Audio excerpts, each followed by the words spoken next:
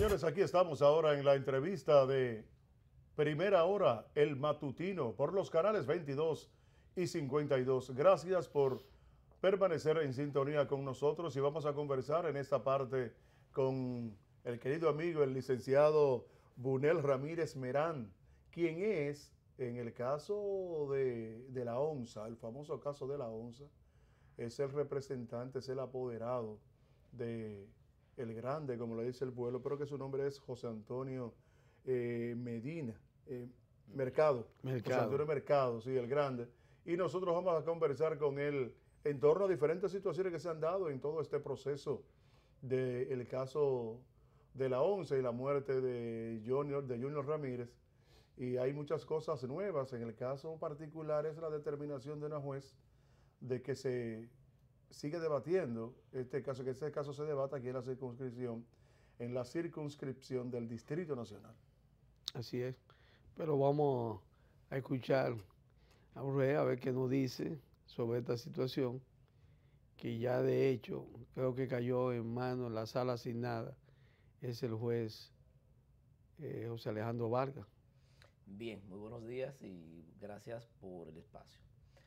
Ciertamente la noticia natural para comentar con primacía es la decisión que ha dado la segunda sala de la Cámara Penal de la Corte de Apelación de la provincia de Santo Domingo, declinando el expediente relativo al caso del profesor Junior Ramírez al Distrito Nacional. Es una noticia que a la defensa, en sentido general, de cada uno de los imputados, nos sorprendió.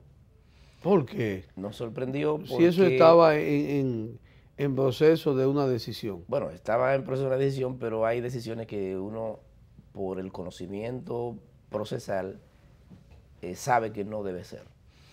En el caso, la discusión es en torno a si el profesor Junior Ramírez habría sido celebrado muerte en la UAS o si solamente fue raptado en la UAS y asesinado en otro lugar que correspondiera a Santo Domingo Oeste.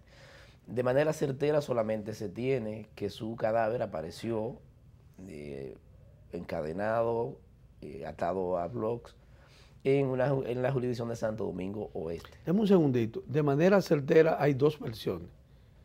La primera es el hallazgo del cadáver en una jurisdicción de Santo Domingo Oeste. Así es. Y la segunda es la confirmación del principal imputado, en este caso, que ha sido señalado y que está en espera de extradición, que es Argeni Contreras, quien ha afirmado en varias declaraciones que ha dado a un medio de comunicación, en el caso de Salvador Holguín, donde él ha reafirmado que Junior Ramírez fue muerto en las instalaciones del campo de la Universidad Autónoma de Santo Domingo, que la llave se la dieron del vehículo, que él la tiró, dio todas las versiones. En ningún momento él dejó de afirmar que Junior fue asesinado dentro del campo de la universidad. Entonces, hay dos versiones.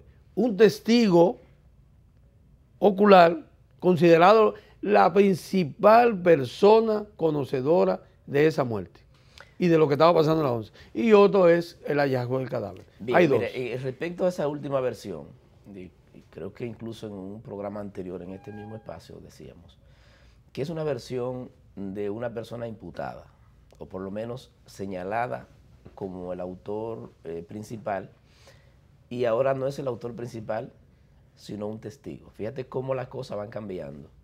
Y que desde el punto de vista, desde la posición de imputado, todo lo que diga, a menos que sea con todas las garantías que ofrece la norma procesal penal, debe ser corroborado con otra prueba. Por tanto, eso que dice Argeni es eso, una versión, una declaración, no tiene categoría de prueba, a menos que pueda corroborarse, como hemos Pero señalado. si él ha sido señalado, doctor, como el principal acusador, y entonces está dando declaraciones. El imputado declara en su defensa. Oh. Y todo lo que diga hay que asumirlo como un medio de defensa, no como una prueba per se. Por tanto, la realidad jurídica es que el cadáver apareció en Santo Domingo Oeste. Y te voy a decir algo, puede habérsele dado un disparo en la UAS y haber muerto horas después en otro lugar. Entonces lo que ha habido es un principio de ejecución en la UAS que terminó en otro lugar. Fíjate, la autopsia señala que no murió a las 4 de la tarde, sino que ubica la muerte aproximadamente a las 7 de la noche de ese día. Pudo haber sido herido en la UAS y haber muerto en Santo Domingo Oeste. Y el video que ha presentado uno de ellos, que ha presentado la Fiscalía, que lo tenemos todos los abogados defensores, señala que a las 7 de la noche, precisamente, 7 en punto, dicen ellos que la guagua va entrando a una comunidad de Mano Guayabo con el cadáver. Es decir, no estamos lejos incluso de esa prueba que ha presentado la Fiscalía. Por tanto, la competencia... ¿Cuál fiscalía da esa prueba? La Fiscalía de la provincia de Santo Domingo, en su oferta probatoria para las medidas de coerción, resulta presentó que y publicó además... La magistrada Olga Diná ha sido cuestionada por su relación con el director de la ONSA. Sí. Y se ha establecido que su vínculo ha viciado las informaciones. Esa es la denuncia que hay. Y se ha mostrado muchos vínculos personales directos de ella. Hay que decir más. Entonces, incluso se dijo, incluso hay un documento que circuló donde él, como presidente del comité municipal del PLD, ¿entiendes?, recomendaba a Olga Diná mediante una carta para que ocupara el cargo de fiscal de la provincia de Santo Domingo. Hay mucho cuestionamiento. Eso lo compromete aún más. Pero yo quiero preguntarle una cosa siguiente, antes para que usted siga diciendo. Sí. ¿El rapto penalmente se considera un delito? Bueno, en el caso de la especie, no habría sido simplemente un rapto. Se supone que había dinero de por medio y ahí estaríamos en una versión del secuestro, porque habría sido para una condición, quizá para repartirse el dinero, para darle menos o más, o lo que fuere.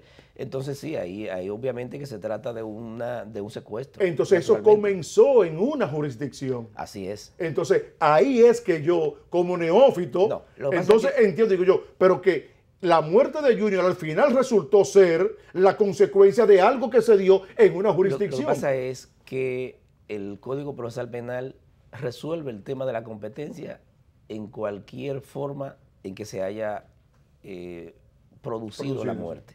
Por ejemplo, si usted está en el delito continuo, que comenzó en la UAS, y pudo haber llegado, por ejemplo, hasta Elías Piña. Sí. Y si lleva a la persona en condición de secuestrada, cualquier jurisdicción de San Cristóbal, de Baní, de Azua, donde quiera que vaya, donde quiera que permanezca y pase, es competente. Por tanto, no es una discusión demasiado científica el hecho de que comenzó en la UAS y terminó en Santo Domingo Oeste. Y es ahí donde comienza la investigación, no en el distrito. ¿Por qué la oposición de que no sea, no se conozca en el distrito? Porque esa es la pregunta que no hemos hecho todos. No se trata de si hay una secuencia de competencias. Sí, exacto, como usted la ha explicado. Lo que pasa es que el Procurador General de la República, a quien designó inmediatamente, fue a la jurisdicción de Santo Domingo, por el hecho cierto de haber aparecido el cadáver allá, y además también porque los imputados, en sentido general, los primeros imputados son de Santo Domingo Oeste, que también lo acuerda el Código. El artículo 61 es claro. Si no tiene preciso, entonces el lugar de los primeros encartados es la jurisdicción. Es decir, el Código, es la jurisdicción del domicilio de los imputados. Exacto. Cuando no se sepa a ciencia cierta, y encima tú tienes que los imputados son de Santo Domingo Oeste y además el cadáver apareció en Santo Domingo Oeste. Sí, la competencia es clara, artículo 61. Sí, yo entonces, y otros más artículos. Durante la investigación también, el artículo 63 te dice cuál es la jurisdicción competente según se produzca o se encuentre hallazgos relativos al proceso. Entonces, no, en mi caso no es que me oponga a que vaya al distrito. Es que la competencia de los tribunales está dada por la Constitución y por el propio Código. ¿Cuál será la diferencia, usted como defensor del grande, con respecto a la jurisdicción, si la defensa suya está basada en que el grande no participó? Mira, el grande entonces no tiene que ver con jurisdicción. El grande en la jurisdicción de Santo Domingo, como en la del distrito, como en cualquier otra, es inocente. Por tanto, mi discusión es técnica, no relativa a Digo, la inocente hasta que culpabilidad o se no. demuestre lo contrario. Es inocente, yo tengo la prueba y la fiscalía la tiene. Y si no lo dijera por aquí, como lo he estado pregonando desde el principio, es que no participó. Ahora, ¿cuál es el tema de la competencia? Fíjate, artículo 40 de la Constitución. Y yo quiero que analicemos este aspecto porque es sumamente importante y soy del grupo de abogados el primero que lo está diciendo. El artículo 40 de la Constitución dice en su numeral 5, toda persona privada de su libertad deberá ser sometida a la autoridad judicial competente en las 48 horas o puesta en libertad. Y sigue diciendo ese mismo punto del 40, que la autoridad judicial competente tiene igual plazo para decidir respecto a la libertad de la persona. Habla de ponerlo en libertad si no es competente. ¿Qué pasa con el distrito 9 meses después si estas personas fueron llevadas a una jurisdicción incompetente? Su prisión es automáticamente ilegal porque fue pronunciada por una jurisdicción incompetente. Artículo 40 de la Constitución. Y artículo 69 en sus numerales 2 y 7 vuelve y te reitera el derecho a ser juzgado por una jurisdicción competente. Si estamos hablando de artículo 40 y 69 de la Constitución. ¿Y qué te dice entonces el artículo 71?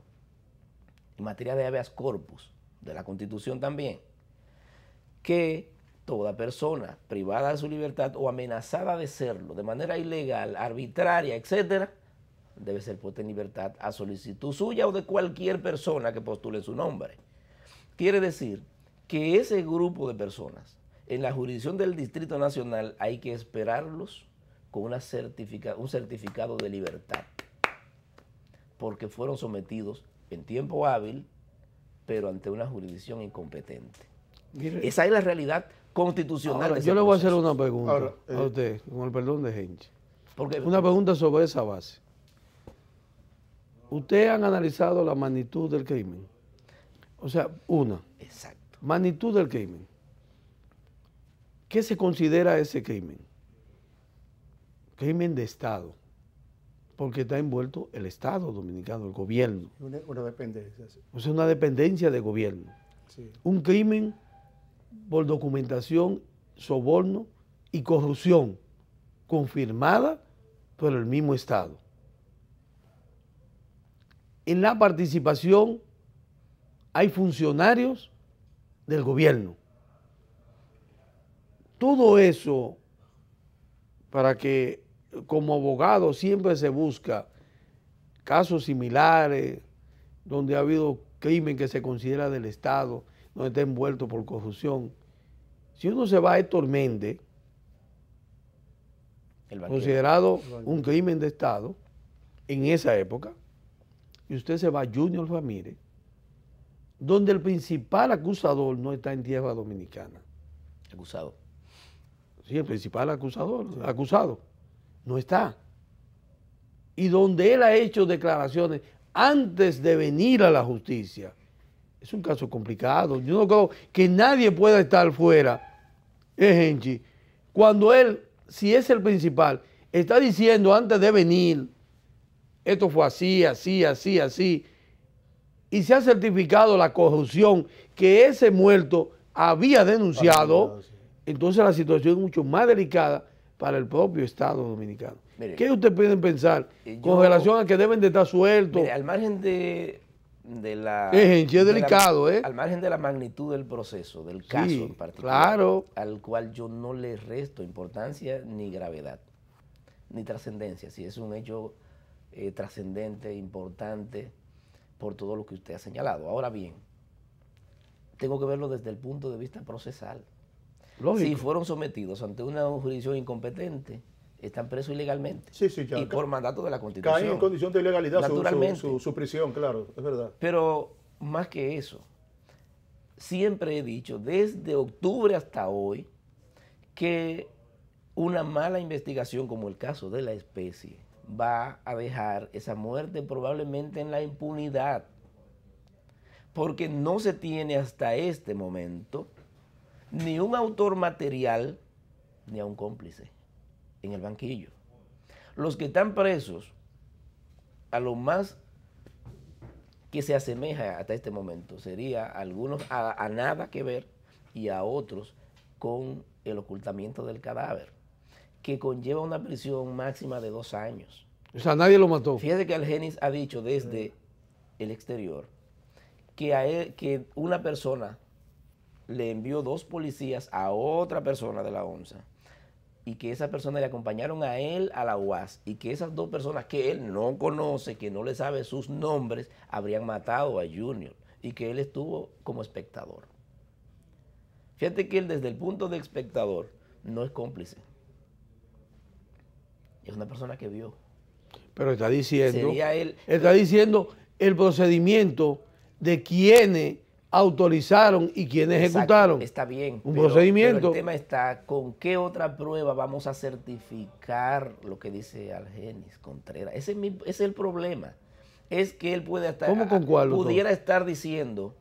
Vamos a suponer que no se saben los 2 policías. Exacto. Pero él está diciendo que el presidente, que el director de la ONSA y el director financiero y el empresario fueron los que buscaron, y él está diciendo quiénes son los que lo mandan a matar. Bueno, él no está diciendo, yo no conozco quiénes fueron, es verdad, eso es lo que él dice. Pero él está diciendo quiénes lo mandaron a matar. Pero entonces él está confirmando. El tema está que la investigación. Eso es delicado. La investigación está fundamentada hasta este momento en que Argenis era el autor material. Sí, claro, eso fue lo que se conoció. Entonces, estamos en una investigación que comenzó mal y que va a ser muy difícil de enderezar. Pero su representado, recuerda usted que dijo que fue Argenis que lo mató. ¿Recuerda cuando él dijo que él pasó a manejar la guagua y Argenis se metió en la cabina de atrás? Mira, el tema de la guagua. Y que le dieron dinero. El tema de la guagua se cae por su propio peso. Hemos dicho siempre, casi fotográficamente, que se trata de una guagua de cabina y media, cabina y cuarto. De cabina y cuarto. Que el cuarto de cabina no abre, que para accesar a esa parte de la guagua, sí, por tanto, la versión que recoge las supuestas declaraciones del Grande no van acorde con la realidad misma del vehículo envuelto en el hecho. De manera que estamos frente a una investigación que a mí me trae la preocupación de que puede quedar impune. Había que tomarse más tiempo, había que hacer mejor investigación y ser más certero. De verdad. Por ejemplo, ¿qué hace la esposa de Argenis presa? Digo yo. ¿Qué hace un tío de Argenis preso? Que le dio albergue en Estados Unidos. Y una infracción en Estados Unidos es sancionable en República Dominicana. No sabía eso. Sí, hasta ese tipo de situaciones como para presionar la entrega de Argenis. Pero él es ciudadano, ¿qué? ¿Dominicano? Americano. Ciudadano, primero es dominicano. Sí, pero no. Pero óyeme, yo le voy a poner un ejemplo. No existe la extraterritorialidad de la ley. Le voy a poner un ejemplo. Un ciudadano norteamericano que incuba a un delincuente que anda buscando a la justicia norteamericana, cuando llegue allí, usted puede estar seguro que va para la justicia. Sí, lo que pasa es que entonces, en lo que ha hecho él, como ciudadano dominicano, independientemente que haya jurado y tenga la doble nacionalidad, es que Argenis tenía una orden de captura internacional. Y él lo sabía. Y lo tenía en su casa. Entonces, son 2 cosas diferentes. Es que no. ¿Usted entiende? O sea, de una forma u otra, usted está incurriendo en una ilegalidad. Esa figura no existe para los fines de la ley dominicana. Primero, no hay extraterritorialidad de la ley. Sí, así es. Si cometió, tener a una persona en su casa no necesariamente oculta a un delincuente, aunque lo sea, porque la persecución es personal. Ahora, si llega un pariente a su casa y usted le da albergue, eso es una cuestión primero natural. Hay rangos, grados familiares de parentesco. No hay ningún tipo de responsabilidad que usted tenga un criminal en su casa y aunque él lo haya cometido en otro sitio. Lo que sanciona la ley penal es que oculte elementos con que se cometió el crimen. Por ejemplo, si yo guardo el revólver o la pistola o el arma o el cuchillo, el arma homicida, ahí estoy siendo cómplice. Y si yo estoy ocultando a la persona con que no ande con el arma y está señalado que es él. Eso no está tipificado. O sea, el arma sí. Y sobre todo, si está en una jurisdicción que no tiene el alcance de la ley. La ley dominicana no se ejerce en Estados Unidos. No se tiene en Estados Unidos. Ahora, si él lo hubiera ocultado, pues vamos a decir, en su casa de República Dominicana ¿Y la extradición? va a Estados Unidos. ¿Y la extradición? ya ¿Por qué se ejerce? Porque eso ¿No ya hay un son acuerdo? convenios internacionales, pero para... Y la Interpol lo andaba para buscando a delitos- él. Para delitos cometidos aquí. Ujú. Contra el Geni sí era correcto, ahora contra él no, porque él no hizo nada respecto a la muerte de Junior. Esa es la discusión. Pero mire, yo no quisiera irme de aquí sin establecer que técnicamente el tema del envío, la declinatoria del distrito, desde mi óptica, no es definitiva. Hay un conflicto de competencia entre jueces de la misma jurisdicción. Por ejemplo, desde la medida de coerción, los abogados de Junior estuvieron impugnando, vamos a decir, la jurisdicción. Esa juez se declaró competente en un primer grupo. Esa misma jurisdicción dictó prisión preventiva a un segundo grupo de imputados. Pero la Corte de Apelación, tanto la primera sala como la segunda, conocieron recursos de apelación, en el caso de la primera de Manuel Rivas y de José Antonio Mercado, se declaró competente y conoció y rechazó los recursos. La segunda sala, que es la que ha declinado hacia el distrito, conoció un recurso de apelación de Faustino Rosario y del apodado alias el taxista. Y una tercera decisión es su incompetencia. Hay realmente un conflicto de competencia en la misma jurisdicción y dice el Código Procesal Penal en su artículo 71 que debe resolverlo la Corte. Por tanto, nosotros tenemos abierta la vía todavía de impugnar esa decisión para que la propia Corte decida realmente cómo es que jueces de su misma jurisdicción, de su mismo departamento judicial, se han declarado competentes e incompetentes a la vez. Y cómo la misma sala dio dos decisiones habiéndose atribuido competencia y luego determina que no es competente. ¿Cómo le afecta a usted, a su defendido? Que es lo que yo he tratado de que usted me explique. Si su defendido es inocente, ¿en qué le afecta el cambio de sala y de jurisdicción? No me refiero al cambio de sala. Y de jurisdicción. Es a la seguridad jurídica. El grande es inocente en el distrito y en la provincia. ¿Y entonces por qué? Ahora, ¿puede un proceso estarse llevando a donde alguien quiera llevarse?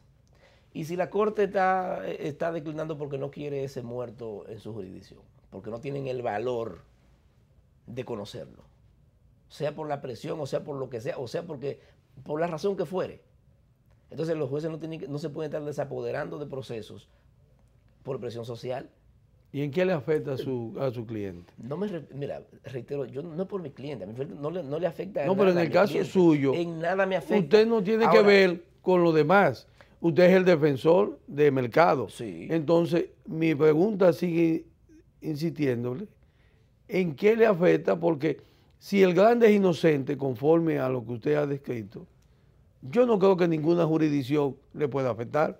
O sea, tendría ese pleito, usted tendría que dejárselo a los otros. No. Es que yo tampoco creo que le vaya a afectar a nadie, porque la verdad se va a juzgar Pero en un lugar y en otro. Ahora, sí. hay un ordenamiento jurídico, y ya le establecía antes, ¿qué va a hacer el juez Alejandro Vargas o al que él designe como control del proceso con personas entonces que fueron sometidas en una jurisdicción incompetente si la Constitución dice que tiene que ser en las 48 horas ante la jurisdicción competente? Sí, fíjate qué problema están trayendo. Si viene un juez y se apega a la Constitución y los despacha, va a decir todo el mundo que lo mandaron al distrito. No, pero sería lo mejor para usted que ahora lo conozca de nuevo, porque prácticamente lo que va es a reevaluar lo que se hizo. No, lo que pasa es que yo no puedo verme, aunque sea abogado de un imputado, como un abogado oportunista o que vea como abogado solamente lo que pasa, que yo tengo 20 años de ejercicio y yo creo en la justicia y en la ley. De no ser así, estuviera en otra actividad. Por tanto, yo tengo que creer en el debido proceso. No existe esa declinatoria de un lado para otro, salvo la atribución que tiene la Suprema por razones de seguridad y otras consideraciones que puede llevar de un lugar a otro sin que ocurra lo que yo estoy planteando. Ahora, si el juez de la medida de coerción se declaraba incompetente, bueno, tenía lógica, estaba dentro del plazo, etcétera. Pero estamos hablando de 9 meses después. Y te voy a decir más. Los abogados de Junior le atribuyeron competencia a esa jurisdicción cuando postularon en ella cuando solicitaron medidas de coerción real a los bienes de los imputados y cuando se ejercieron todos sus medios de defensa en esa jurisdicción. Ellos validaron la competencia. La validaron. En derecho común. Y en derecho común, sí. Claro que sí, en derecho común usted sabe que la incompetencia es lo primero que se pide. Sí, para saber si. Antes de no, eso procesalmente, eso es lo que procede. ¿A qué jurisdicción le compete a ese tribunal? Entonces, al juez que tú consideras incompetente, no le hace solicitudes. No, bajo ninguna circunstancia, ya que lo legitima. Una vez hace solicitudes a ese juez, le has atribuido la competencia. En eso en derecho común, que es supletorio en materia procesal penal como en cualquier otra materia. Ahora, mira, ¿qué tiempo tiene? Entonces, ahora usted se va a apelar la decisión de esa sala, ¿verdad? No se trata que se vaya a apelar. En mi caso, yo salgo del programa, voy a la corte a retirar la decisión. Lo que he dicho aquí es que todavía está abierta una acción ante la misma corte, que no sería un recurso per se, sino una especie de revisión. Una revisión de la decisión. Del tema del conflicto de competencia. Sí, el conflicto de competencia que tiene que resolver la Corte de Apelación. En todo caso, si nosotros lo hiciéramos, sería en coordinación con los demás abogados. Que yo entiendo que debe ser. Cuesta Curia ha insistido que en qué me afecta a mí. En verdad no me afecta. He querido hacer y venir aquí, gracias a ustedes que me dieron la oportunidad, a hablar en el plano técnico del derecho, lo que procede y lo que entiendo que debe ocurrir. Por tanto, si se va a hacer alguna acción ante la propia Corte, no sería en consenso con los demás abogados. No quiero que mi acción vaya a traer ningún tipo de situación a otro imputado que pudiera estar comprometido en el proceso. Y por tanto, yo iría con el grande a la jurisdicción que designen, porque en una o en otra él es un hombre inocente. Pero sí, al fin y al cabo, sí debe manifestarse el interés de las partes en que se pueda conocer si tiene alguna objeción sobre la decisión. Puede manifestarla también. Ahora lo que se entiende es que debe ser una decisión en conjunto de cada uno de ustedes. Eso entiendo porque en una defensa colegiada con múltiples imputados, cada defensor tiene su propia... Y sus propias estrategias, su propia decisión en torno a decisiones que... Pero, bueno, no, muy bien. Yo sé que ya estamos al final.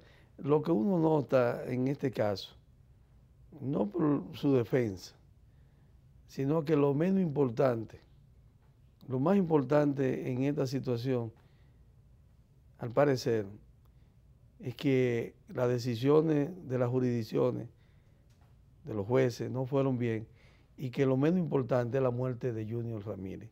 Todo luce que la preocupación, usted me disculpa, en torno al caso de una muerte de un ser humano, y de qué manera tan salvaje, consciente del robo que había en la onza, rectificado, confirmado, que haya sido mandado a matar, y que la preocupación es que en qué jurisdicción o si existe esto o aquello, y que la importancia no sea un crimen horrendo, que independientemente de quién fuera, de que haya culpable y de que haya inocente, lo que uno no observa es en ninguno de los abogados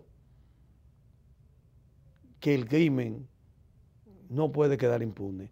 Y hablarse de que al final, como usted ha expresado, como que puede ser que nadie salga condenado, eso da vergüenza a una sociedad. Y pensar en una familia, todos tenemos familia, hoy usted, hoy mañana, yo o cualquiera, pensar que matar a una persona de la manera como lo mataron sea algo como que nada importa y que por una mala decisión del accionar jurídico intencionalmente hecho, se vea un crimen como que nada pasó. Mire, eso es lo preocupante. Entiendo que usted tiene toda la razón. Eso es lo que más me preocupa. Los defensores, pues, por supuesto, en casos como este, pues, vemos el derecho. Al margen... Aunque esté torcido, lo ven el derecho. De la sensibilidad. El tema es que no se ve, no se ve. El tema es que la autoridad persecutora inició mal la investigación. Entonces, realmente la sociedad tiene que exigirle, no a los abogados que es que eso es lo que hemos querido. Mire, yo lo quiero interrumpir. Sí. Eso es lo que se ha querido vertir en esta sociedad. Y es el manejo turbio, sucio de la justicia y de muchos juristas de que todo se lo quieren atribuir al mal manejo y no al crimen, a lo que verdaderamente ha afectado a la sociedad. No con un abogado, no con un ministerio público haya manejado mal, porque es con intención, sino al hecho. El hecho lo llevan a la más baja expresión. Sí, Eso es lo malo que yo veo. Yo no estoy diciendo nada, estoy diciendo cómo se quiere manejar y cómo los abogados han querido llevarle a la sociedad de que el problema es que la fiscalía lo manejó mal y no es el crimen se va a lo último. Eso es lo malo, doctor. Bueno, mire, esa es mi queja. Bueno, no, ciertamente vamos a la corte y vamos a evaluar con los demás abogados si el camino que vamos a emprender, si asumimos el Distrito Nacional o si todavía podemos pedirle a la corte que revise esa decisión. Okay. Señores, gracias. Nosotros volveremos mañana a las 6 de la mañana otra vez con la presentación de El Matutino Primera Hora por Teleimpacto. Gracias y muy buenos días.